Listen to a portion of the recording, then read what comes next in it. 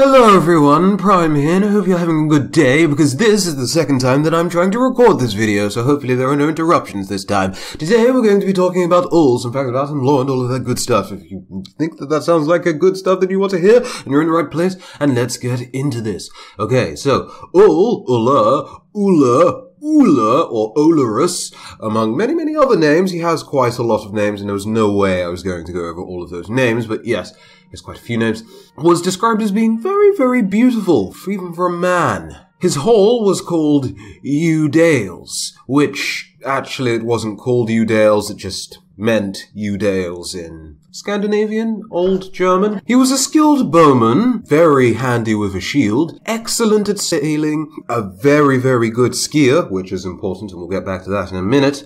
And speaking of his sailing skills, he was able to sail across water and the sky on nothing but a rib bone.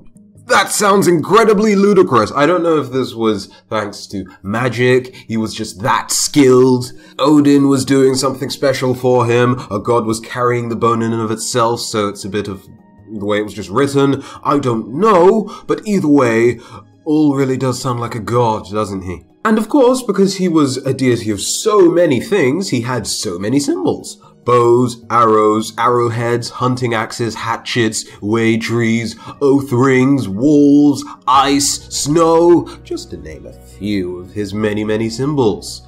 The EOH use rune, and I don't actually know how to pronounce this EOH word, so we're just going to go with EOH, was significant because, yes, it was in a rune associated with it. He also had another rune that was associated with him, but the fact of the matter, the important thing here is just the fact that he had runes associated with him, which speaks wonders about his importance as a deity in Norse mythology. Now, as far as his relationships go, he was the son of Siv, not Sith, making him, well, when I say not Sith, I mean not the Sith. He was making him the stepson of Thor. Now, we'll get back to his relationship with Sith in a second, but he was also the best skier known to Norse mythology. In fact, it was said that he was such a skier that none can contend with him. So, yes, god of skiing. Now, who else is a very prominent skiing deity? Skadi. Yes, of course, she even has that little ski ability in her kit with her 3. So, yes, after her relationship with Nord didn't work out, because you see, they tried to live together after their marriage, which was an incredibly fickle thing in the first place, because Skadi got married to Nord by picking his feet, which looked incredibly beautiful to her. But, you know, they get married. They go to live off in Nord's halls or Nord's areas near some sea, because Nord was an ocean deity.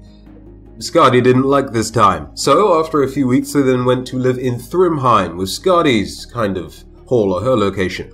That didn't work out too well for Nord, so thanks to their differences, they got disengaged, or well, divorced, that's the word. Divorced, not disengaged, that sounds entirely different, but yeah. Something entirely different anyway. But yeah, they get unmarried as it were, and then she goes back to Thrymheim to hone her hunting skills and to practice her skiing. Now, it's here, very important, that she meets Ull, and the two of them have a little thing, get married, yada yada. Oh, maybe they got married, who knows, but they became a couple, apparently. Now, you see, I say apparently because not every single historian believes this. It depends on your interpretation of the material that historians have found. Some say they were a couple, others say that they weren't a couple, and those that say that weren't couple believe that they were very distantly blood related. You see, Siv and Ull's father, who usually does remain a mystery, but if Ull had a father, there's a myth that explains that his father was a chap called Overdil, and his half-brother was Sibagr, who was related to a cousin of Skadi. Now, Overdil is important because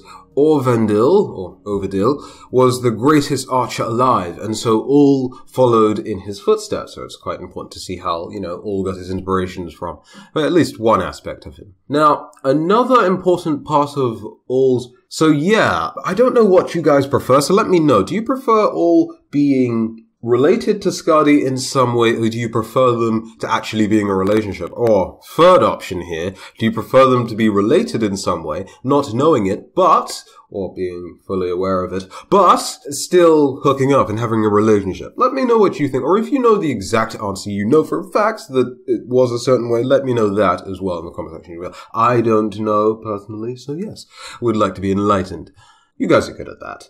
Also, keeping up the mystery trends with Ullr, did you know that Kononos and Ullr were related, and not blood-related or, were part of any families or anything? No, I mean in the sense that Kononos was said to wear a mask, and underneath the mask, there were several candidates as to who that, the deity under the mask could be, and Ullr was one of them. So that's how Ullr and Kononos were related or connected. So if we ever get a masked Kononos skin, well, we know the lore behind it now. Also, Ullr, just like it says in the Smite lore for Ullr, did in fact once, for a time, sit on the throne of Odin. Whilst Odin was out or busy, or for a time, Odin wasn't in Asgard during this time. But a chap called Saxo, or perhaps it wasn't even necessarily this chap called Saxo, but apparently he was outed as a usurper. Now, the explanation in the myth says that a chap called Saxo did it, but it might not necessarily have been this chap. Yeah, and the reason why it's significant that Ullr even sat on the throne of Asgard is because it just links back to the whole thing I was talking to you about earlier about Ullr having some sort of great significance in Norse mythology or importance among the deities or peoples there. What the significant was, why he was so important, whether he was just really, really powerful, he was just really popular for whatever reason, we don't quite know, but he was. He's relevant. And there's a good reason as to why I got him to Mastery X, even though I didn't know him when I got him to Mastery X, but there you go. Anyway, tell me what you'd think. How did Ullr get kicked out of Asgard? Why was he branded an usurper? Did someone frame him? Was he actually a usurper? Tell me your variation of this myth in the comment section below, or if you actually know the myth, as I've already asked, please go ahead and tell me in the comment section below. Hopefully this one should be interesting. Okay, but that is the end of the video. I hope that you did enjoy. Sorry if it's a bit shorter than you were expecting, but Ullr really doesn't have that much information surrounding him. You're lucky to even get this much video out of me. As far as this, I mean, yeah. At least you got sort of a story this time over a Wheelix, so that's something, right? Good. Okay, if you enjoyed, go ahead and leave a like. If you're new to the channel, want to know what I do here, it's lore with segments of gameplay thrown in here and there. So, if you like Smite lore, then you're in the good place to subscribe. And, until the next video, have a very, very, very good day. Thank you very much for watching. I have been your host, Prime, ladies and gentlemen, and I will see you in the next one. Goodbye.